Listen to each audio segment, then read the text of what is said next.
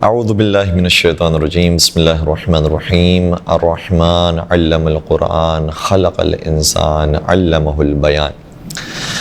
ناظرین کرام، آج آپ کی خدمت میں ہم خطابت کے حوالے سے جن معروضات کو بیان کرنے کی کوشش کریں گے اس کا تعلق ان علماء سے ہے کہ جنہوں نے ایک عرصے تک خدمات انجام دی ہے اور انہوں نے بھرپور طریقے سے اپنی گفتگو کے اندر علوم محمد و آل محمد کو منتشر کیا ہے۔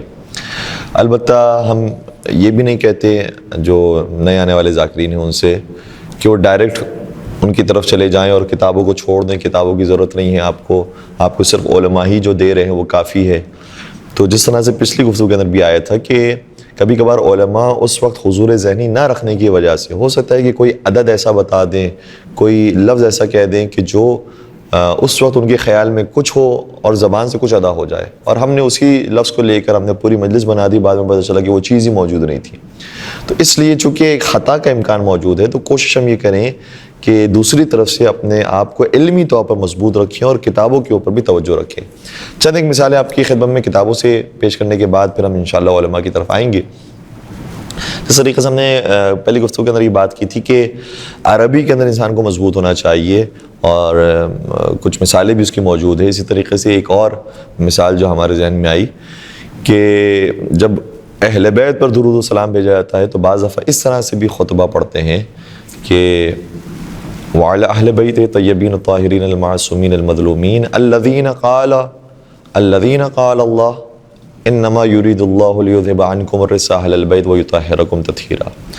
اگر اس طریقے سے اہل بیت کے اوپر درود و سلام بھیجا گیا ہے تو عربی گرامر کے حساب سے یہ صحیح نہیں ہے، عربی گرامر کے حساب سے اس کے اندر مسٹیک موجود ہے۔ اگر ہم یوں کہیں گے اہل بیت کے اوپر جن کی فضائل کے اندر اور شان کے اندر یہ آیت نازل ہوئی ہے تو پھر ہمیں ایک دو لفظ کا اضافہ کرنا پڑے گا۔ عربی زبان کے اندر یہ خطبہ اس وقت ٹھیک ہوگا کہ جب یوں کہیں کہ وعلی اہل بیت طیبین الطاہرین المعصومین المظلومین الذین قال اللہ فی شأنہم، کہ یہ وہ اہل بیت ہے طیبین و طاہرین و معصومین و مظلومین ہیں کہ اللہ تعالیٰ ان کی شان میں یہ بیان کرتا ہے۔ تو یہ فی شأنہم کا لفظ لانا ضروری ہے، کیونکہ الذین کے بعد کوئی ایسا لفظ ہونا چاہیے کہ جس کی ضمیر الذین کی طرف پلٹے اور پھر بتایا جائے کہ وہ کون ہے الذین، وہ کون ہے معصومین، کہ جن کے بارے میں اللہ یہ ارشاد فرماتا ہے کہ انما یرید اللہ لیذھب عنکم الرجس اہل البیت ویطہرکم تطہیرا۔ تو بیسکس صحیح ہونا یہ بہت ضروری ہے، کتاب سے جڑے رہنا بہت ضروری ہے۔ کتاب سے جب ہم جڑیں گے تو کچھ چیزیں ایسی ہیں کہ جو ہمارے یہاں بہت مشہور ہو گئی اور ایک ٹرینڈ کی طرح چل پڑی ہے، اور اب اس کے اندر کوئی دوسری بات کوئی سننے والا نہیں ہے۔ مثال کے طور پر اگر کسی علاقے کے اندر اگر کوئی اپنے آپ کو شیعہ سمجھتے ہوئے نعرہ بلند کرتا ہے اور پورے کا پورا محلہ وہ یہ نعرہ لگانے والا ہے کہ علی رب علی رب علی رب، تو نعوذ باللہ ہم ان کو دیکھا دیکھی وہاں جا کر یہ تو نہیں کہنا شروع ہو جائیں گے کہ ہاں ٹھیک ہے بھائی علی رب ہے اور علی رب کو ثابت کریں۔ وہ علی کے جو خود اتنا زیادہ نماز کا پابند ہو کہ ہزار رکعت نماز پڑھنے والا ہوں، تو وہ مولا متقیان کس کی نمازیں پڑھتے تھے؟ وہ مولا کے جو دعائے کمیل میں اتنا رونے والے ہوں اور اس طریقے سے خدا کو پکارنے والے ہوں کہ یا سریع الرضا اغفر لمن لا یملک الا الدعاء، کیا ہے وہ ذات جو اپنے بندے سے بہت جلدی راضی ہو جاتی ہے، اس بندے کو معاف کر دے جس کے پاس دعا کے علاوہ کچھ نہیں ہے۔ تو وہ یہ توحید ہمیں دے کر جا رہے ہیں، تو کیسے ہو سکتا ہے وہ کام؟ اگر کوئی ٹرینڈ چل پڑا ہے کسی جگہ پر بھی تو ہم اس ٹرینڈ کو دیکھتے ہوئے اپنے لفظوں کو اور اپنی بات کو تو تبدیل نہیں کر دیں گے۔ تو اسی طریقے سے بہت ساری چیزوں کا ٹرینڈ چل پڑا ہے اور ایک امیج جو ہے وہ بن چکی ہے، اب اس سے کے خلاف لوگ بات اگر سنیں یا اس سے ہٹ کر کوئی بات سنیں تو وہ برداشت کرنا مشکل ہوتا ہے۔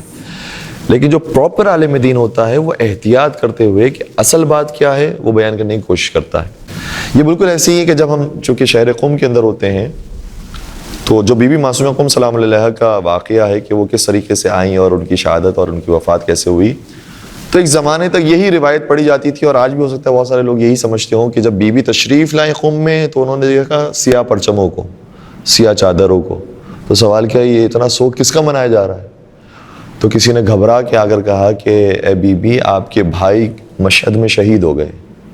تو بی بی وہ غم برداشت نہیں کر سکی اور اس کے بعد ان کی رحلت ہو گئی۔ لیکن جب ہم اس روایت کو سرچ کرتے ہیں کہ یہ روایت کہاں سے آئی اور کہاں موجود ہے، تو کم از کم ابھی تک ہماری انفارمیشن میں نہیں آیا ہے کہ یہ روایت کسی بھی کتاب کے اندر موجود ہو، اور وہاں کے جتنے علماء اور مراجعین ہیں ان میں سے کوئی بھی یہ روایت نہیں پڑھتا. لیکن کسی نے پڑھ دی ہوگی اس زمانے میں، اب انہوں نے کہاں سے سنی کہاں سے پڑھی وہ تو نہیں پتا، لیکن انہی کی پھر کاپی کرتے ہوئے مزید اور اس کے اوپر بڑھاوا آ گیا، مزید اسی کو پیش کیا گیا، اور اس طرح سے پیش کرتے کرتے اکثریت یہ سمجھتی ہے کہ بی بی اس طریقے سے شہر قم کے اندر شہید ہو گئی اور ان کا انتقال ہو گیا. پھر سوال یہ پیدا ہوتا ہے کہ پھر کیسے ان کی وفات ہوئی، کیسے انتقال ہوا ہے؟ تو اصل واقعہ جو کتابوں کے اندر ملتا ہے وہ اس طریقے سے کہ بی بی جب تشریف لا رہی تھی تو صحابہ کے مقام پر جو زمانے میں متعصب لوگوں کا، ناسبیوں کا شہر تھا، بی بی کے کاروان پر حملہ کیا. اور اب اس کے اندر دو تین طرح کی روایتیں اور تینوں باتوں کے جمع بھی کیا جا سکتا ہے کہ بعض یہ کہتے ہیں کہ خود بی بی کو زخم پر زخم دیے گئے اور بی بی زخمی ہو گئی. بعض یہ کہتے ہیں کہ نہیں، بی بی کو ان کے بھائیوں نے بچا لیا، کیونکہ امام رضا کے اور بھی بھائی تھے، انہوں نے بچا لیا. بعض بھائی تھے جو زخمی ہو گئے اور شہید ہو گئے اور بی بی کو جلدی سے محفوظ مقام کی طرف لے کر گئے. لیکن بہرحال وہ جو ایک صدمہ تھا، جو حملہ ہوا تھا، اس کی کچھ اثرات تھے بی بی کے اوپر. اور تیسری روایت یہ ہے کہ اس شہر کے اندر بی بی کو زہر دیا گیا اور زہر کی وجہ سے آپ جلدی ہی دنیا سے شہید ہو جاتی ہیں اور رحلت فرماتی ہیں. اور تینوں باتوں کو جمع بھی کیا سکتا ہے کہ زخم بھی ہو سکتا ہے لگے ہوں، ساتھ میں آپ کے بھائیوں کو بھی شہید کیا گیا ہو، اس کا بھی صدمہ ہو، اور ساتھ میں زہر بھی دیا گیا ہو. تینوں باتیں ملائی بھی جا سکتی ہیں. لیکن یہ ہے ایکچوئل بی بی کی شہادت کا سبب. لیکن جب ایک چیز کھڑی ہو جاتی ہے تو اسی کے اوپر آ کر آنے والے وہی بات پڑھتے رہتے ہیں اور مطالعہ نہیں کرتے ہیں، تحقیق نہیں کرتے ہیں، نہیں دیکھتے کہ کتاب کے اندر کیا لکھا ہوا ہے، تو یہ غلطی آگے بڑھتے رہتی ہے.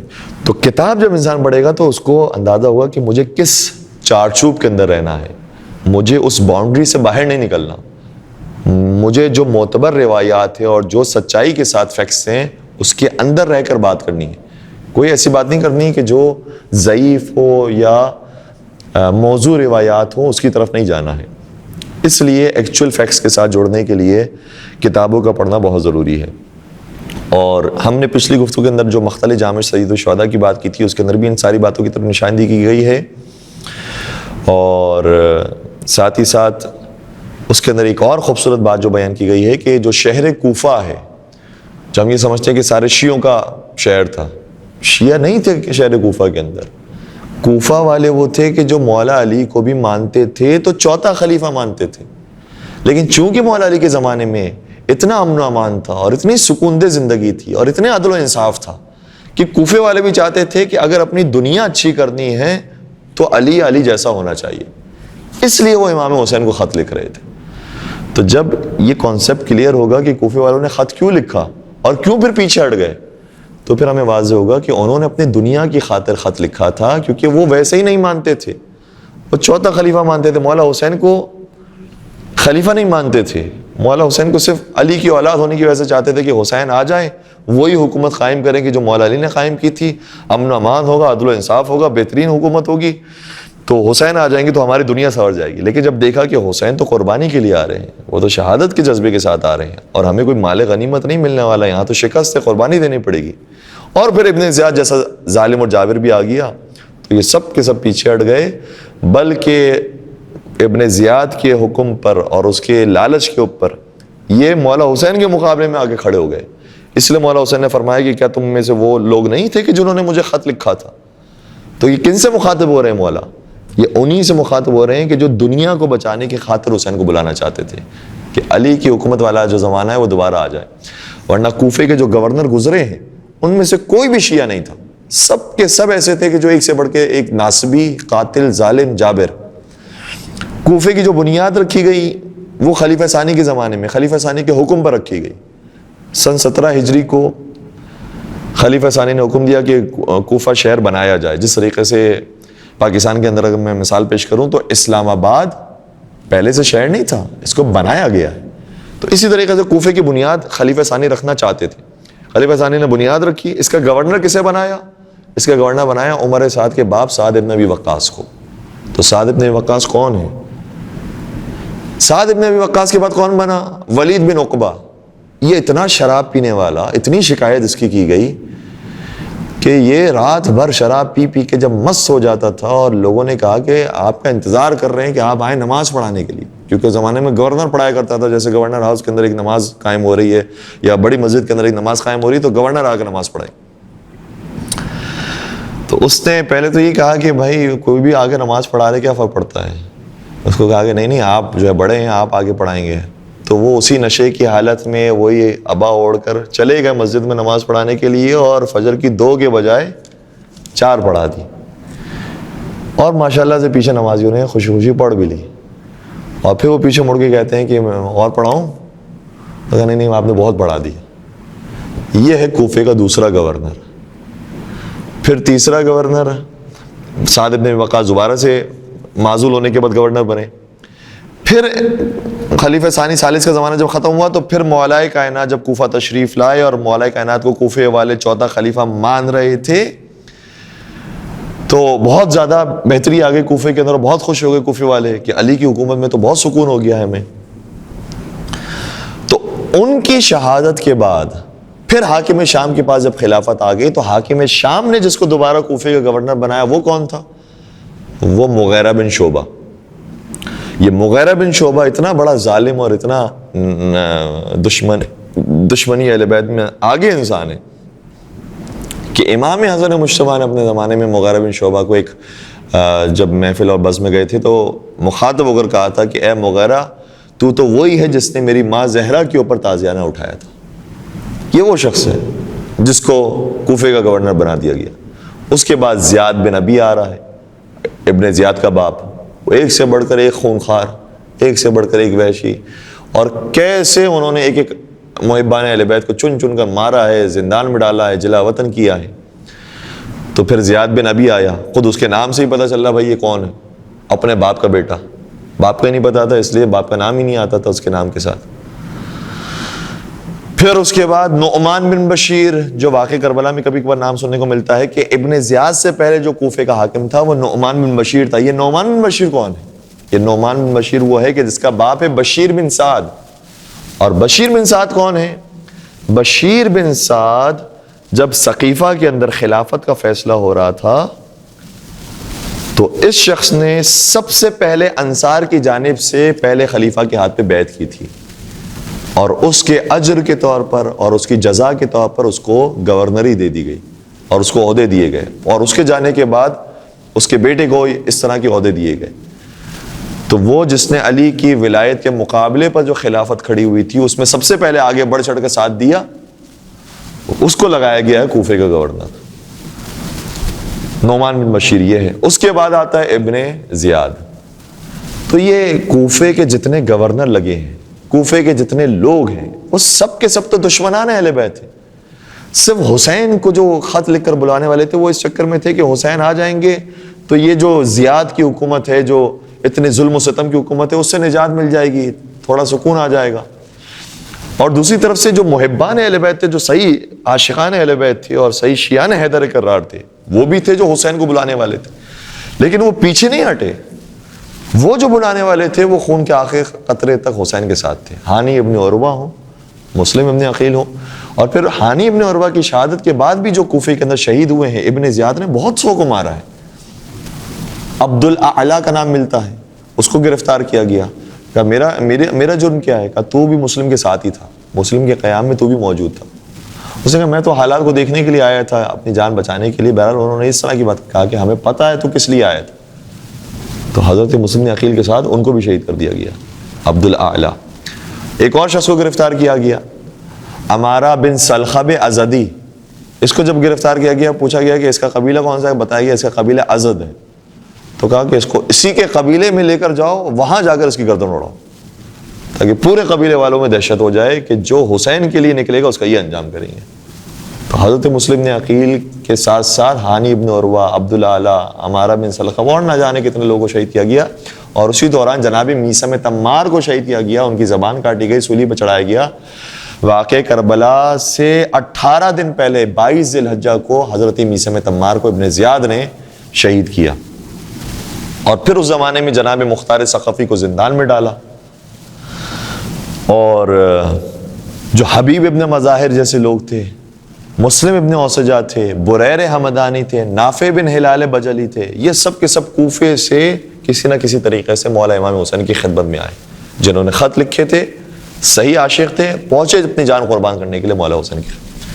تو یہ جو ساری تفصیلات ہیں یہ اس وقت انسان کو ملے گی جب صحیح کتاب کی طرف انسان رجوع کرے اور معلومات کتاب سے حاصل کرے، جو سنی سنائی باتیں ہیں ان کے اوپر اکتفا نہ کرے۔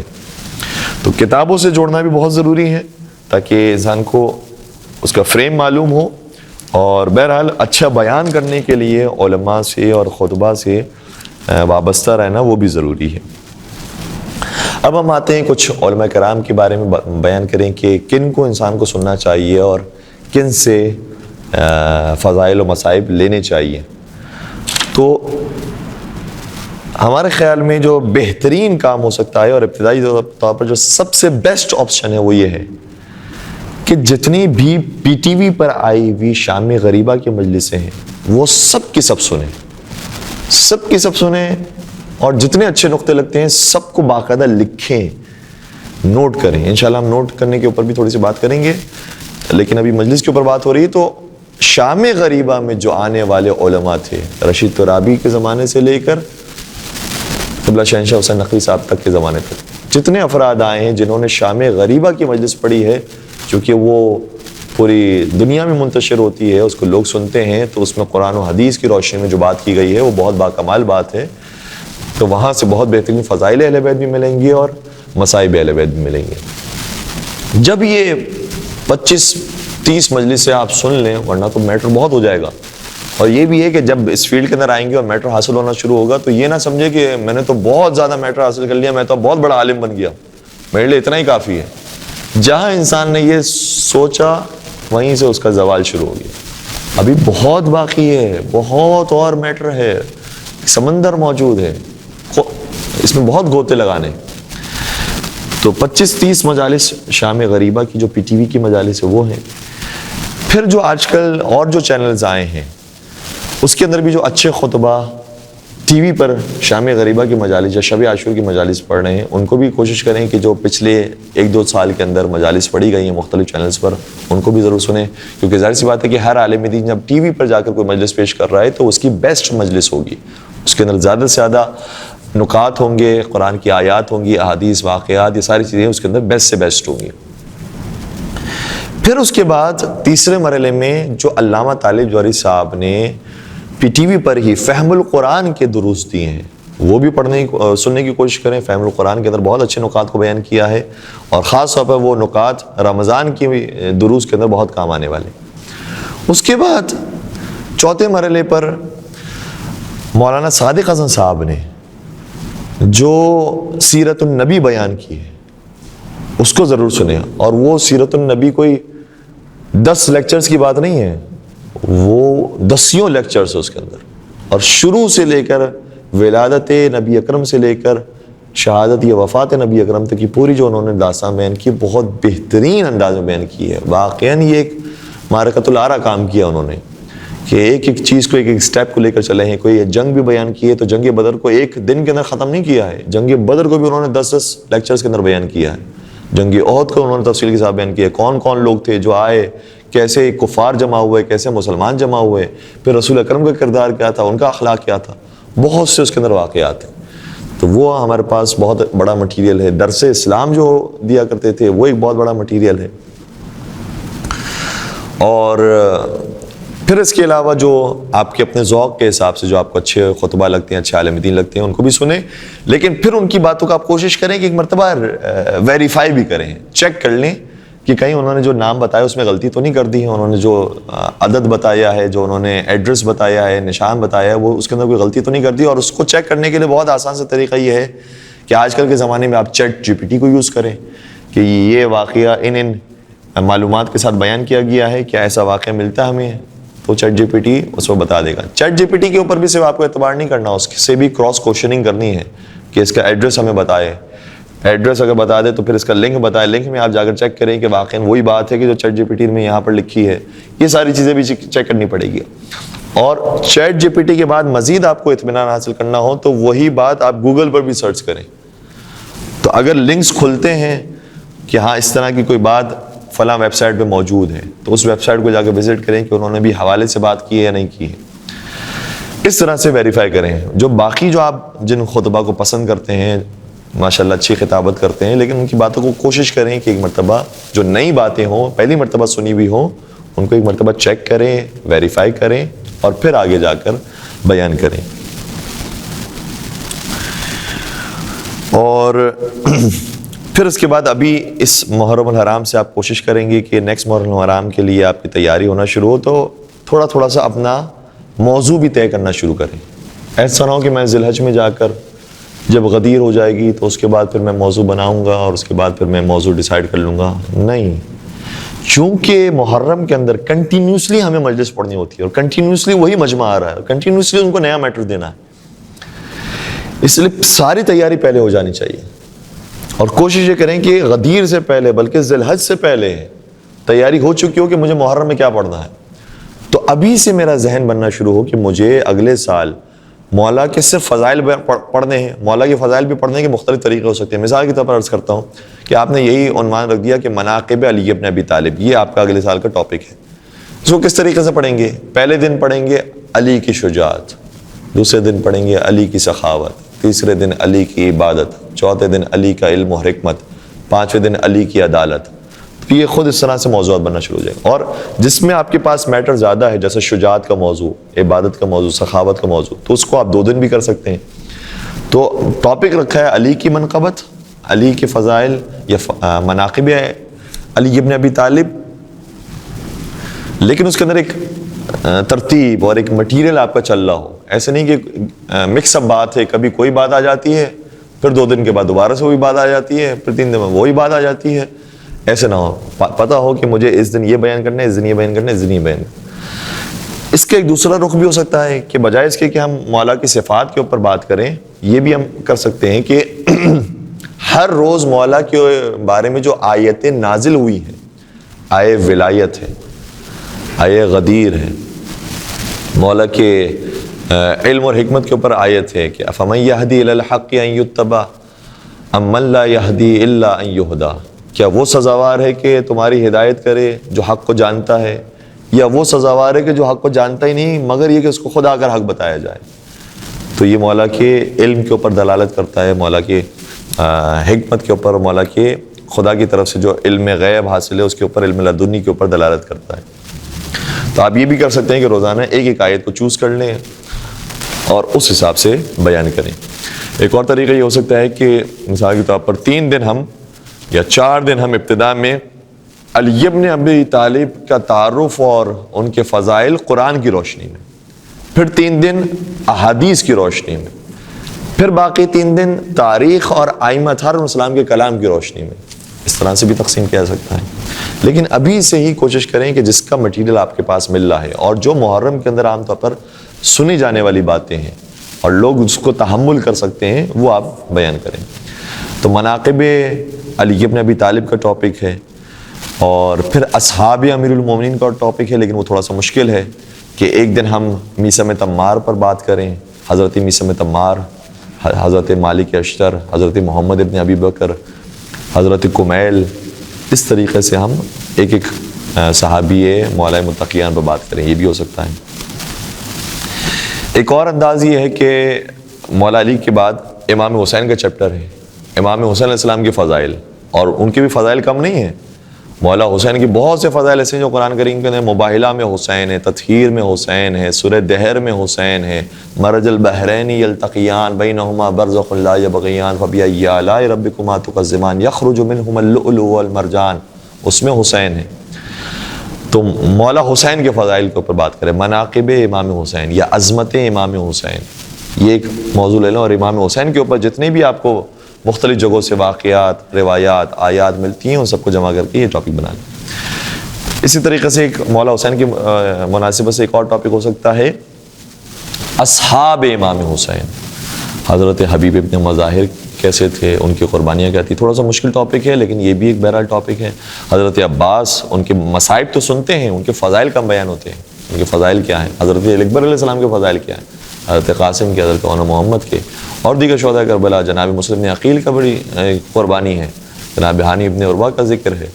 اور کچھ ایسے ہیں کہ جو اتنے مشہور نہیں ہیں لیکن ان کی بہرحال قربانی نظر آتی تاریخ کے اندر. جیسے یزید بن مسعود نحشلی، نام یزید تھا لیکن یزید کا دشمن امام حسین کا چاہنے والا ہے.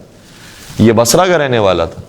جب امام حسین کا قاصد آیا، ابن زیاد اس وقت بصرے کا حاکم تھا، جو قاصد تھا اس کو ابن زیاد نے فوراً سے قتل کروا دیا. لیکن اس قاصد نے جن جن تک پیغام پہنچایا تھا اس میں سے ایک یزید بن مسعود نحشلی تھے. انہوں نے لوگوں کو جمع کیا. جب بصرہ سے نکلے ہیں اور کربلا پہنچے تو اس وقت کربلا پہنچے جب حسین شہید ہو چکے تھے. تو ایک ایسا بھی عاشق تھا جس نے اپنی طرف سے کوشش کی لیکن اس موقع تک وہاں پر نہیں پہنچ سکا. تو بہت ساری اور داستانیں اصحاب امام حسین پر ایک ٹاپک ہو سکتا ہے. پھر خود امام حسین کا جو واقع کربلا ہے مدینہ سے مدینہ تک، یہ خود ایک ٹاپک ہو سکتا ہے. خطبات امام حسین ہے، فرامین امام حسین ہے، اور کربلا کی وجوہات کیا تھی، یہ بھی ایک موضوع ہو سکتا ہے. پھر اگر ہم امام حسین اور کربلا اور مولا علی سے اور ان کے فضائل سے کسی اور ٹاپک پہ جانا چاہتے ہیں اور ان سے وابستہ بھی رہنا چاہتے ہیں تو ایک اور انداز ہے شرح زیارت عاشورہ، شرح زیارت وارثہ، شرح جامع کبیرہ، شرح زیارت امین اللہ. یہ بھی ایک موضوع ہے، اس کو بیان کیا جا سکتا ہے. البتہ تھوڑا سا یہ مشکل موضوع ہے، اتنا آسان نہیں. جو اس وادی میں جا چکا ہے وہ آگے بڑھے. پھر اب یہاں سے بالکل باہر ہم اگر نکل آئیں اور نیا ٹاپک پر ہم جائیں تو امام زمانہ کا ٹاپک ہے. امام زمانہ کی جو حکومت ہوگی وہ خون حسین کا انتقام لیں گے. تو کیا مشابہت اور مماثلت پائی جاتی ہے امام حسین اور امام زمانہ میں؟ کیا دونوں کے مشترکہ فضائل ہیں؟ دونوں کے آپس میں وابستگیاں کیا ہیں؟ ایک یہ موضوع ہے. پھر امام زمانہ تشریف لائیں گے تو زندگی کیسی ہوگی اور ظہور کے بعد کے حالات کیا ہوں گے. پھر ایک ٹاپک یہ ہے کہ ان کی ظہور کی نشانیاں کیا ہیں، آج کل کے حالات کیا ہیں، اس کے اوپر بات ہو سکتی ہے. تو وہ بھی امام زمانہ کے مناسبت سے بھی ایک ٹاپک بن سکتا ہے اگر آپ کے پاس یہ مٹیریل موجود ہو. پھر اگر اس سے ہم باہر آ جائیں تو ایک اور ٹاپک ہے تربیت اولاد کا، اخلاقی ٹاپک ہے. اس کے اندر اصلاح کی بات ہے اور اولاد کی تربیت کرتے ہوئے اصل میں تو ہم عوام کی تربیت کر رہے ہوتے ہیں کہ ہمارے بچے جو ہیں وہ ہماری بات نہیں مانتے ہیں. تو صرف بچے تھوڑی مانتے ہیں، بڑے کون سے مانتے ہیں؟ بڑے اپنے بڑوں کی بات نہیں مانتے، اماموں کی، ائمہ کی. تو ہم نام تو تربیت اولاد کا رکھا ہوا ہے اور اس کے اندر باتیں تربیت اولاد کے حوالے سے ہی بہت ساری ہیں، لیکن وہ سب کے لیے ٹاپک ہوگا. یہ نہ سمجھے کہ میں نے تربیت اولاد پہ بات کر دی تو یہ تو صرف والدین کے لیے، بچوں کے لیے کام کا موضوع ہے. جو اس چیز سے باہر ہیں ان کے کام کا نہیں ہے. نہیں، ان کو بھی سننے میں اچھا لگے گا. تربیت اولاد کا موضوع بھی بہت اچھا موضوع ہے. اہل بیت نے اپنے بچوں کی تربیت کیسے کی، انبیاء کی اولاد کے کیا تذکرے ملتے ہیں، اور واقعات علماء کی بے شمار واقعات ہیں اولاد کی تربیت کے اوپر. وہ ایک بہت مفصل ٹاپک ہے. پھر نہج البلاغہ کو خود ٹاپک بنایا جا سکتا ہے. نہج البلاغہ کے اندر اتنے مشہور فرامین اور اتنے خوبصورت باتیں موجود ہیں کہ خود نہج البلاغہ کے اوپر بڑی باتیں ہو سکتی ہیں. اور نہج البلاغہ کی عظمت کیا ہے جس کا خود اہل سنت علماء نے اعتراف کیا ہے، وہ کتنے متاثر ہوئے ہیں. جارج جرداء کیا کہتا ہے نہج البلاغہ کے بارے میں، مختلف دانشور کیا کہتے ہیں مولا کائنات کے کلام کے بارے میں. نہج البلاغہ ایک بہت بڑا ٹاپک ہے، اس کے اوپر بات ہو سکتی ہے. البتہ یہ جو تھوڑے سے اگر سخت موضوعات لگ رہے ہوں تو اس کے اندر کوشش یہ کریں کہ اگر کسی اچھے عالم دین نے پہلے اس موضوع پہ پڑھا ہوا ہے تو آپ ان کا پورا اشرہ سن کر پھر اپنی کچھ باتیں اضافہ کر کے اس کو بیان کریں. تو کوئی اشرہ اگر پڑھا ہوا ہو کسی عالم دین نے تو آپ کو سپورٹ حاصل ہو جائے گا کہ مٹیریل کسی حد تک موجود ہے. یا اصول دین کا ٹاپک ہے توحید اور اہل بیت، رسالت اور اہل بیت، عدل اور اہل بیت، امامت اور اہل بیت، قیامت اور اہل بیت. اہل بیت کے بڑے بہترین فرامین توحید کے بارے میں ہیں. رسالت کا بڑا احترام کیا ہے. امام صادق علیہ السلام جیسے ہی نام رسول اکرم کو سنتے تھے تو جھک کر تعظیم کرتے تھے. یہ کوئی چھوٹا انداز نہیں ہے. امام صادق رسول صادق کا نام اس طریقے سے جھک کر احترام کیا کرتے. تو رسالت اور اہل بیت، امامت کس طرح سے سمجھائی ہے اہل بیت نے اور امامت کا احترام کس طرح سے ہے وہ ملتا ہے اہل بیت کی زندگی کے اندر. جیسے مثال کے طور پر حجر ابن عدی کے بارے میں ہے کہ وہ آئے مولا حسن کے پاس، اور امام حسن ظاہری طور پر بھی دیکھا جائے تو مولا علی کے بعد خلیفہ ظاہری بھی ہیں، خلافت ہے ان کے پاس. حجر بن عدی آئے سلام کرنے کے لیے تو یہ کہہ کر سلام کیا کہ السلام علیکم یا امیر المومنین، اے امیر المومنین آپ پر ہمارا سلام. امام حسن کو غصہ آیا. امام حسن نے جلال کے عالم میں کہا یہ امیر المومنین کو چھوٹا لقب نہیں ہے، یہ صرف ہمارے بابا کو رسول خدا نے دیا تھا اور مجھے امیر المومنین کہہ کے اب سلام نہیں کرنا. ہم تو امیر المومنین کے شیعہ ہیں، یہ ہے امامت کا مقام. تو خود اہل بیت نے امامت کو کس طریقے سے دیکھا اور بیان کیا ہے، خود اہل بیت نے علی ابن ابی طالب کے فضائل کو کس طرح سے بیان کیا ہے. یہ بھی ایک موضوع ہو جائے گا. پھر قیامت کے بارے میں کہ قیامت سے کتنا خوف اور ڈر خود جب ان کو تھا تو ہمیں کتنا ہونا چاہیے، یہ بھی اصول دین کا ٹاپک ایک اچھا ٹاپک ہو سکتا ہے. پھر بھی اور بہت سارے ٹاپک ہیں، میں جلدی جلدی ان ٹاپکس کے نام لے رہا ہوں جو تھوڑے سے جدید ہیں اور تھوڑے سے مشکل ہیں، لیکن اگر کسی نے ایک عرصے سے مجلس سے پڑھی ہیں تو وہ شاید ان موضوعات پر بھی کام کر سکتا ہے. جیسے صفات اور فضائل شیعہ امیر المومنین. شیعوں کے بارے میں بہت زیادہ تاکیدات کی ہے کہ شیعہ ہمارا وہ ہوتا ہے جس کے اندر یہ 5 نشانیاں ہوں. شیعہ ہمارا وہ ہوتا ہے جو کبھی یہ 2 چیزیں ترک نہ کرے. شیعہ ہمارا وہ ہوتا ہے جو اس طرح سے امام کی فالو کرنے والا. تو اس طرح کی روایات بہت زیادہ ہیں. صفات شیعہ کیا ہونی چاہیے، پھر جو شیعہ ہوتا ہے اس کا مقام کیا ہے جنت میں، اس کا موت کے بعد سے اس کا مقامات کس طرح سے بنیں گے، اس کے اوپر بے شمار روایات موجود ہیں. تو یہ خود ایک ٹاپک ہو سکتا ہے. ایک ٹاپک ہو سکتا ہے کہ کربلا یا امام حسین زیارت معصورہ کے آئینے میں، یعنی جتنی بھی زیارات ہیں امام حسین کی، زیارت 40 بھی ہے، زیارت عاشورہ بھی ہے، اور 15 رجب کی بھی زیارت ہے، شب قدر کی بھی زیارت ہے، عید کی بھی زیارت ہے. تو ان ساری زیارات کے اندر کون کون سے اور نئے پہلو کھولے ہیں آئمہ نے کہ امام حسین کا مقام یہ ہے، امام حسین یہ ہے، کربلا میں قربانی یوں دی ہے. تو زیارات معصورہ کا مطلب یہ ہے کہ وہ زیارات کے جو آئمہ نے بیان کی ہے. معصورہ کہا جاتا ہے کہ جو آئمہ کی زبان سے جاری ہوئی ہوئی زیارات ہیں اس کے اندر کیا شان بیان ہوئی ہے امام حسین اور اصحاب امام حسین. پھر ایک ٹاپک ہو سکتا ہے کہ جاذبیت اسلام یا مغربی دنیا نے کربلا سے کیا اثرات لیے، یا مغربی دنیا نے اہل بیت سے کیا اثرات لیے. اور بہت تبدیل ہو رہی ہے دنیا. باقاعدہ یوٹیوب پر چینلز موجود ہیں کہ وہ جو خالص انگریز ہے، جو سفید فام ہے اور وہاں کا انگریز ہے، وہ کرسچینٹی کو چھوڑتا ہے، اسلام کو قبول کرتا ہے. پھر اسلام میں بھی اس کو پتہ چلتا ہے کہ اچھا 2-3 ورژنز ہیں. پھر وہ اہل بیت تک پہنچتا ہے، پھر زیارات پر جاتا ہے، پھر معرفت بڑھتی ہے اور وہ آتا ہے صحیح دین تک اور اہل بیت تک. تو یہ بہت سارے افراد ایسے ہیں کہ جو مغربی دنیا سے نکلے ہیں اور ان کو اہل بیت نے بڑا متاثر کیا ہے. تو جاذبیت کے عنوان پر کہ جاذبیت اسلام، جاذبیت اہل بیت یا مغربی دنیا کے اوپر پڑنے والے اثرات کربلا کے اور اہل بیت کے وہ کیا ہیں، وہ بھی ایک ٹاپک ہے، بیان کیا جا سکتا ہے. اور بہت سارے لوگ کنورٹ ہوئے ہیں، ان جو کنورٹ افراد ہیں ان کی داستان بھی بیان کی جا سکتی ہے. پرانے زمانے میں جو کنورٹ ہوئے ان کی داستان بھی، اور آج کے زمانے میں. مثال کے طور پر حضرت امام جعفر صادق علیہ السلام کے زمانے میں ایک شخص کنورٹ ہوا، حج کے موقع پر امام سے ملاقات کی، عرض کیا مولا میں اب آپ کا چاہنے والا بن گیا ہوں، میں آپ کا شیعہ ہو گیا ہوں، اور میں ایکچولی کرسچن تھا، میں عیسائی تھا، میری ماں ابھی بھی کرسچن ہے، مولا میں کیا کروں؟ مولا نے فرمایا چاہے کرسچن ہی کیوں نہ ہو، کیونکہ تمہاری ماں ہے اس لیے اسلام یہ درج دیتا ہے کہ اس کی ویسی خدمت کرو، بلکہ اور زیادہ خدمت کرو. جب یہ پہنچا، امام کی تعلیمات کے مطابق عمل کیا اور اپنی والدہ کی خدمت کی، تو والدہ نے محسوس کیا کہ یہ تو مزید اور خدمت کرنے لگ گیا، یہ تو میرے سے دوسرے دین پر چلا گیا تھا، مجھ سے بزد ہونا چاہیے، مجھ سے نفرت کرنی چاہیے، یہ تو میری اور خدمت کر رہا ہے اور محبت کا اظہار کر رہا ہے، یہ کیا چکر؟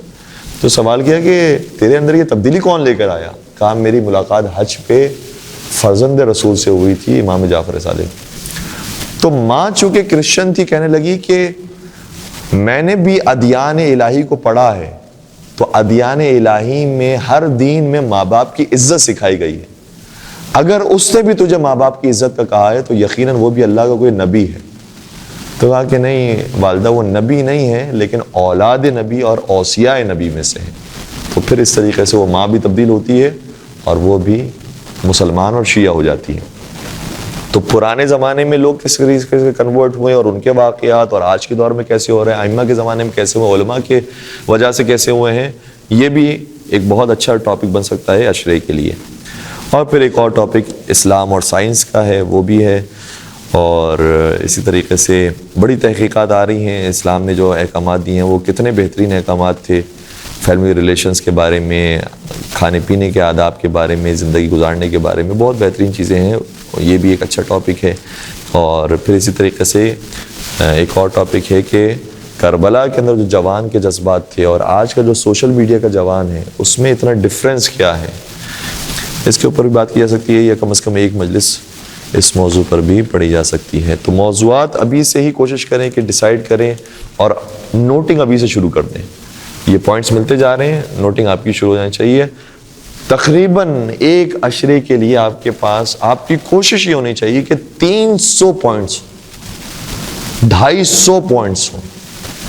پھر ان پوائنٹس کو جب آخر میں آپ دیکھیں دوبارہ سے تو اس میں سے الگ الگ کریں کہ یہ 20 پوائنٹس وہ ہیں کہ جو ایک ہی ٹاپک پر آ رہے ہیں، اس لیے ان 20 پوائنٹس کو ملا کر ایک مجلس میں بیان کریں گے۔ پھر دوسرے 20 پوائنٹس یہ ایک ٹاپک کے لگتے ہیں، اس کو دوسرے دن آ کے بیان کریں گے۔ اس طرح سے جو پوائنٹس بنے ہوئے ہیں اس کو ایک ایک مجلس کے اندر آ کر پھر بیان کریں۔ اب نوٹنگ کہاں کرنی ہے؟ ظاہر شاید ہم یہاں اس پلیٹ فارم سے پہلے ہی بیان کر چکے ہیں، جلدی سے ہم آپ کی خدمت بیان کر رہے ہیں کہ نوٹنگ آپ کو جتنے بھی وسائل ہیں سب کو استعمال کرنا ہے۔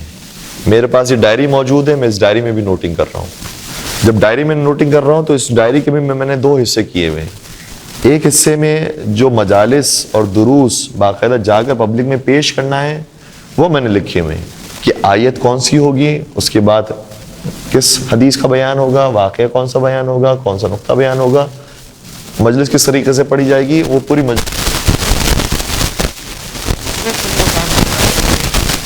ہے جو رینڈملی کہیں نہ کہیں سننے کو مل گئے، پڑھنے کو مل گئے، کسی نے بتا دیے، کسی سن لیے، اور کوئی خیال خود ہی ذہن میں آیا، وہ میں نے خود آخری حصے میں لکھا ہے کہ یہ رینڈم نکات ہیں، مختلف نکات ہیں، اس کو جمع کر لیا۔ تو جب مجلس تیار کسی بڑی جگہ پر کرنی ہو تو ان سارے نکات کو بھی نظر سے انسان دہرائے، گزارے کہ یہ نکات مجھے وہاں مجلس کے اندر کہاں کام آ سکتے ہیں اور ان کو میں کہاں پڑھ سکتا ہوں۔ تو ایک نوٹنگ ہوگی ہماری ڈائری کے اندر، دوسری نوٹنگ ہوگی ہمارے موبائل کے اندر۔ موبائل میں ہمیں وقت ضائع نہیں کرنا، میں یوٹیوب کی ویڈیوز دیکھ رہا ہوں اور میں فیس بک کو دیکھ رہا ہوں اور انسٹاگرام اور ٹک ٹاک، اور یہ وقت ضائع نہیں کرنا، کوشش کرنی ہے اس کے بھی وقت کو ہم استعمال کریں اپنے مجلس تیار کرنے کے لیے۔ اگر انسٹاگرام بھی دیکھ رہے ہیں تو اس کے اندر کوشش کریں کہ آپ کے وہ انٹرسٹنگ، کیونکہ انسٹاگرام اور ان ساری چیزوں کے اندر یہ وہ پوچھتا بھی ہے اور ہم کر بھی سکتے ہیں کام کہ یہ میرا انٹرسٹ ہے، میرا انٹرسٹ امام حسین، مجلس، دروس، قرآن، اہل بیت، اس کے اوپر ہے، تو وہ اس طرح کی ریلز آپ کو دکھائے گا، وہ اس طرح کی ویڈیوز آپ کو دکھائے گا۔ اور جب اس طرح کی کوئی اچھی بات ملے تو آپ اپنے پاس اس کو سیو کر لیں، اس کا لنک اپنے پاس واٹس ایپ پر سیو کر لیں اور خود اپنی مرضی سے اس کا ٹاپک بھی بتائیں، کیونکہ لنک کے اندر مثال کے طور پر ایک پورا واقعہ بیان کیا گیا ہے، آپ نے صرف اس لنک کو کاپی کیا اور نیچے لکھ دیا کہ امام حسین کا معجزہ۔ اب آپ جب بعد میں سرچ کریں گے تو کی ورڈ آپ کا ہوگا معجزہ، معجزہ آپ نے کی ورڈ لکھا، مل گیا آپ کو وہ میسج، اس لنک پر دوبارہ سے گئے، دوبارہ سے ریکال کیا اس واقعے کو جو بیان کیا تو عالم دین نے، اور پھر اسی واقعے کو ہم نے بیان کر دیا۔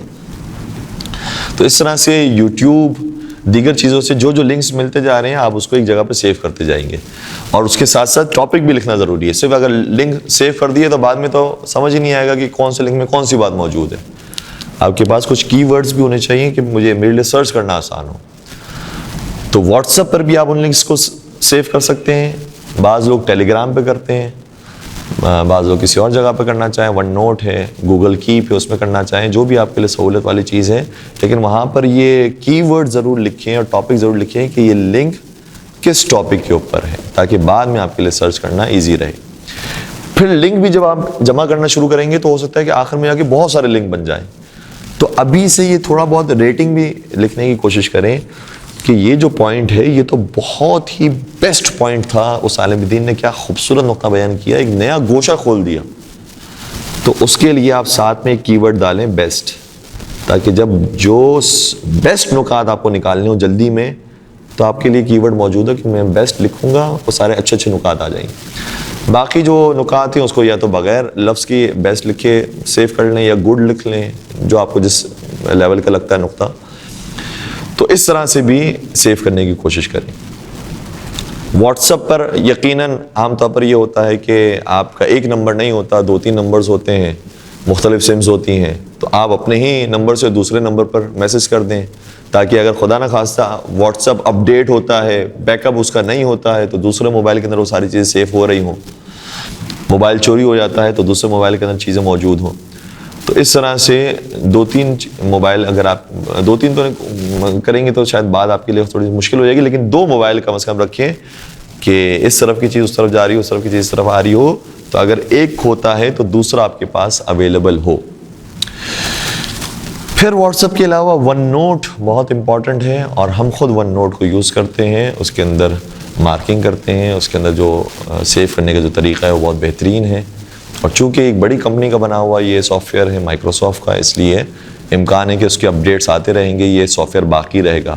ایسا نہیں ہے کہ یہ سافٹ ویئر پھر بعد میں ختم ہو جائے گا اور چلے گا نہیں، یہ سافٹ ویئر ایسا ہے کہ جو چلتا رہے گا، اور اس کے اندر سیو کرنے کا جو آپشن ہے وہ بھی بہت پیارا ہے. کہیں ہم نے کسی ویب سائٹ پر کوئی اچھی چیز دیکھی اور پڑھی، جیسے آیت اللہ سستانی کی ویب سائٹ سے کوئی مسئلہ دیکھا، بہت امپورٹنٹ مسئلہ تھا، اس کو کاپی پیسٹ کیا، جیسے ہم ون نوٹ پر پیسٹ کریں گے تو وہ خود بخود جہاں سے ہم نے کاپی کیا ہوا اس کا ایڈریس بھی وہ خود ہی ڈال دے گا، ہمیں کچھ کرنے کی ضرورت نہیں ہے. تو یہ اس کا ایک اچھا آپشن ہے. تو اس وجہ سے ہم کہہ رہے ہیں کہ ون نوٹ کو آپ یوز کریں، کیونکہ اس کے اندر مزید اور اپ گریڈیشن آتے رہے گی اور آپ کا یہ سافٹ ویئر آپ کو سپورٹ کرتا رہے گا. پھر ایک فائدہ یہ بھی ہے کہ ون نوٹ کے اندر آپ یوز کریں گے تو کلاؤڈنگ کا آپشن موجود ہے. جتنا مٹیریل آپ کا جا رہا ہے وہ سب انٹرنیٹ پہ جا رہا ہے. آپ اس اکاؤنٹ سے موبائل میں جوائن ہوں گے تب بھی وہی مٹیریل آپ کے پاس آ جائے گا، اسی اکاؤنٹ سے آپ لیپ ٹاپ میں جوائن ہوں گے وہی سارا مٹیریل آپ کے پاس آ جائے گا. پھر لیپ ٹاپ کے اندر آپ کو اضافہ کرنا چاہیں وہی چیز آپ کی موبائل میں اضافہ ہو جائے گی، موبائل میں اضافہ کریں گے وہی چیز لیپ ٹاپ میں پہنچ جائے گی. بلکہ آپ ملک سے باہر کسی اور جگہ پر بھی کھولنا چاہیں، اپنا اکاؤنٹ کھولیں گے تو وہاں پر آپ کی ساری چیزیں محفوظ رہیں گی. اس لیے ون نوٹ کو یوز کریں. موبائل کی بھی اس کی اپلیکیشن موجود ہے اور کمپیوٹر پر بھی اس کا سافٹ ویئر موجود ہے. باقی جو ہے وہ کچھ آخری جو باتیں ہیں وہ سمجھ لیجئے کہ ایک طرح سے اتنی اہم تو نہیں ہے لیکن معاشرتی اعتبار سے تھوڑی سی اہم ہے.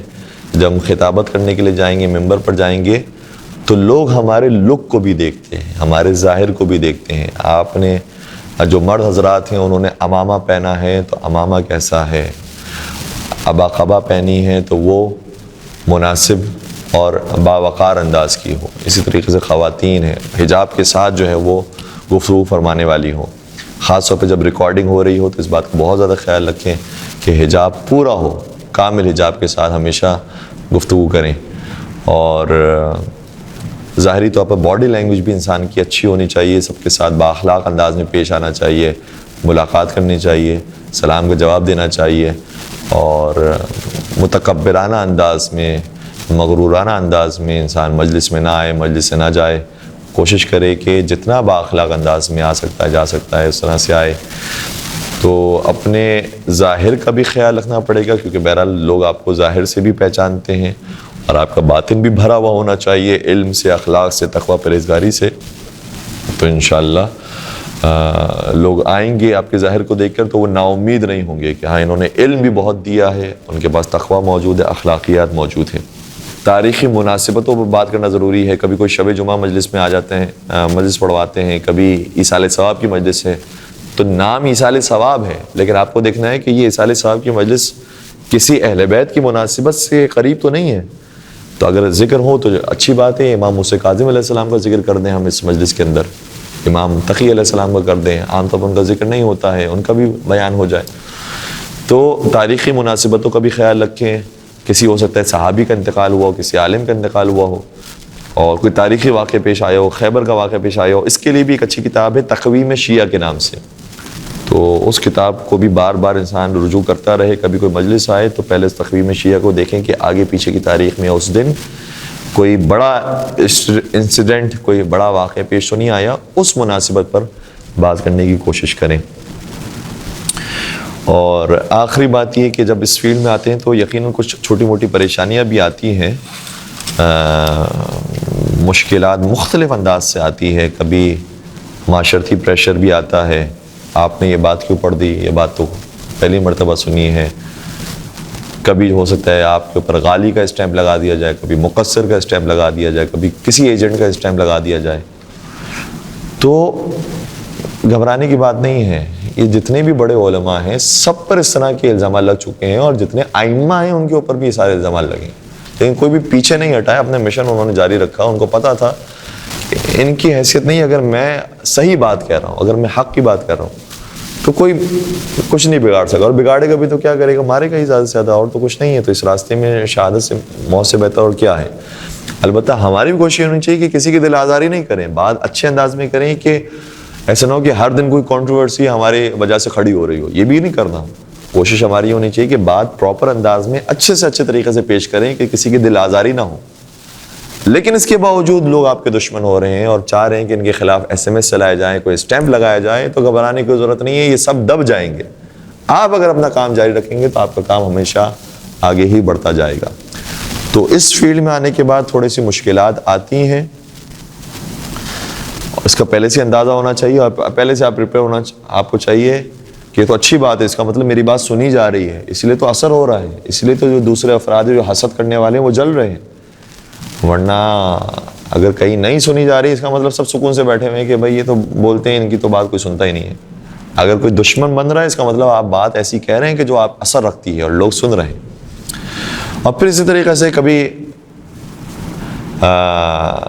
جسمانی بیماری بھی ہو سکتا ہے انسان کو آ جائے، کیونکہ جب مجلسیں پڑھنی ہیں تو ظاہر سی بات ہے ذہن پر بوجھ ہے، مجلسیں پڑھنی سینے پر بوجھ ہے، زبان پر، گلے پہ بوجھ ہے. تو اس کا بھی تھوڑا سا رائے حل نکالنا پڑتا ہے. اب وہ انسان کو خود اپنے تجربے سے ہوتا ہے کہ میرے لیے کون سی دوائی مناسب ہے، میرے لیے کھانا کتنا امپورٹنٹ ہے، کون سا کھانا امپورٹنٹ ہے، میرے لیے آرام کتنا امپورٹنٹ ہے. اور موبائل جو ہے وہ میں پابند رکھوں کہ میں اوائڈ کروں زیادہ سے زیادہ، کیونکہ اسکرین ٹائم جتنا بڑھے گا آپ کی آنکھیں اتنا متاثر ہوں گی، اور ریڈنگ کرنا انسان کے لیے مشکل ہوگا، کتابیں پڑھنا مشکل ہوگا. تو یہ چیزیں بھی آئیں گی، اور اس کا حل انسان کو کبھی کبھار خود ہی نکالنا پڑتا ہے. شاید ڈاکٹرز کے پاس چلے جائیں، مہنگے سے مہنگا ڈاکٹر ہوگا، وہ دوائیاں لکھ دے گا، ہیوی ڈوز دے دے گا، انجیکشن بتا دے گا، لیکن وہ وقتی طور پر اثر کریں گی، اس کے بعد دوبارہ سے وہی بیماری ہو جائے گی. تو مجھے خود دیکھنا پڑتا ہے کہ مثال کے طور پر میں گرم پانی پیتا ہوں تو میری صحت بہتر رہتی ہے.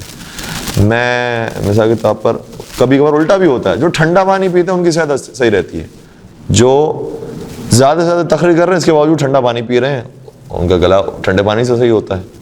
تو یہ دیکھنا پڑے مجھے کیا چیز سوٹ کرتی ہے، کون سا ماحول، اور پھر میں زیادہ پانی پیوں گفتگو کے اندر تو مجھے سکون رہتا ہے اور میں زیادہ بول پاتا ہوں، یا نہیں پانی کو اوائڈ کرتا ہوں تو زیادہ بول پاتا ہوں. چائے جو ہے بہت زیادہ پیش کی جاتی ہے. خود ہمارا طریقہ یہ ہے کہ لوگ عام طور پہ سمجھتے ہیں کہ کراچی والے تو ویسے ہی چائے پیتے ہیں، اور پھر یہ کہ جو اس فیلڈ کے اندر ہو تو عام طور پر اس کی خدمت میں چائے پیش کی جاتی ہے، مجلس سے پہلے، مجلس کے بعد. لیکن چونکہ ہم نے اپنے لیے محسوس کیا کہ نہیں، چائے پینے سے ہمارا حلق بھی خشک ہوتا ہے، اور چائے پینے سے کبھی کبھار معدے کے مسائل بھی ہوتے ہیں، اور اس بات کو ڈاکٹرز بھی بیان کرتے ہیں. تو اس لیے اگر کوئی چیز ٹرینڈ کے اندر ہے تو ہم اس میں بہنے کی ضرورت نہیں ہے. ٹھیک ہے، وہ خطیب وہ ہے کہ جو چائے پی کر اچھی گفتگو کر پاتے ہیں. میں محسوس کرتا ہوں کہ چائے پیتا ہوں تو میں گفتگو نہیں کر پاتا، تو اس کا مطلب نہیں کہ میرے لیے بھی ضروری ہے کہ چونکہ وہ اچھا عالم دین اور وہ اچھا خطیب بنا ہے تو وہ چائے پیتا ہے تو اچھی پڑھتا ہے، وہ پان کھاتا ہے تو پڑھتا ہے، وہ یہ خاص دوائی کھاتا ہے تو پڑھتا ہے، تو مجھے بھی کھانی پڑے گی. نہیں، وہ ان کے جسمانی معاملات تھے، آپ کے جسمانی معاملات الگ ہوں گے. اور انسان اپنے لیے خود پھر ڈاکٹر جو بنتا ہے وہ زیادہ بہتر ہوتا ہے. وہ وقتی طور پر پھر نہیں دیکھ رہا ہوتا کہ مجھے کیا کھاؤں گا تو صحیح ہو جائے گا. اس کو پتہ ہوتا ہے میں کنٹینیوسلی شہد کا استعمال کروں گا تو مثال کے طور پر میری صحت صحیح رہے گی. میں کنٹینیوسلی فروٹس کا استعمال کرتا ہوں تو میری صحت ٹھیک رہتی ہے. میں مثال کے طور پر ٹھنڈا پانی پیتا ہوں تو فوراً سے میرا گلا پکڑ جاتا ہے اور میں بات نہیں کر پاتا، فوراً سے گلا خراب ہو جاتا ہے، بیمار ہو جاتا ہوں. تو یہ ان ساری چیزوں سے اوائڈ بھی کرنا پڑتا ہے. جو دنیاوی شعبوں کے اندر بھی کامیاب ہونا چاہتے ہیں وہ بتاتے ہیں ہم ڈرنکس نہیں پیتے، ہم شوگر چھوڑ دی ہے، ہم نے یہ چھوڑ دیا وہ چھوڑ دیا ہے، تاکہ وہ اپنے دنیاوی فیلڈ کے اندر کامیاب ہو سکیں. تو یہ تو وہ ہے کہ جس کے اندر آپ کو انشاءاللہ دنیا بھی ملے گی، لیکن آپ کی آخرت بہترین ہونے والی ہے، جو ہمیشہ کی زندگی ہے وہ بہترین ہونے والی ہے. تو اس چیز کو بھی مد نظر رکھیے گا اور ان چیزوں کا بھی خیال رکھیے گا. ہماری باتیں اگر گرا گزری ہو تو معذرت چاہتے ہیں اور دعا کرتے ہیں کہ پروردگار ہم سب کو محمد و آل محمد کے خادمین میں شمار فرمائے، اور علوم آل محمد کو زیادہ سے زیادہ منتشر کرنے کی توفیق عطا فرمائے، ان کی محبت ہمیں اور ہماری نسلوں میں منتقل فرمائے، اور معرفت محمد و آل محمد کو جہاں تک ہو سکے پھیلانے کی توفیق عطا فرمائے، اور حضرت قائم آل محمد جو حقیقی صاحب عزا اور حقیقی مالک عزا ہیں، ان کے ظہور میں خدا تعجیل فرمائے، اور ان کے چاہنے والوں میں عاشقین میں ہم سب کا نام شامل فرمائے۔ ربنا تقبل منا انک انت السمیع العلیم وتب علینا انک انت التواب الرحیم برحمتک یا ارحم الراحمین۔